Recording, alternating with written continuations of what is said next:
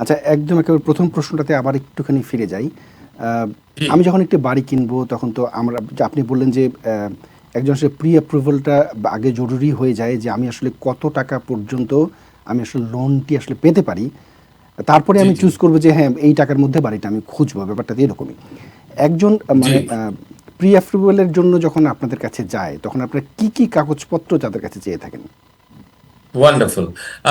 তো একটা লোক যখন প্রি অ্যাপ্রুভালের জন্য যখন আমাদের কাছে আসে, সে যদি কিউ1 লোন হয়ে থাকে, কিউ1 লোন মানে কোয়ালিফাইং মর্টগেজ লোন, তাহলে বিগত 2 বছরের W2 ট্যাক্স রিটার্ন, আর যদি W2 পায় তাহলে 2টা পে স্টাব লাগবে। আর W2 যদি না হয়ে থাকে, সেলফ এমপ্লয়েড, তার অ্যাকাউন্টেন্টের কাছ থেকে একটা লেটার নিতে হবে সে সেলফ এমপ্লয়েড, এবং বিগত 1 বছরের প্রফিটের লস তাকে ওটা জমা দিতে হবে, এবং বিগত 2 মাসের ব্যাংক স্টেটমেন্ট, তার পিকচার আইডি আর সোশ্যাল সিকিউরিটি কার্ডের কপি লাগবে। এইটা দিয়েই আমরা প্রি অ্যাপ্রুভ করে দিই।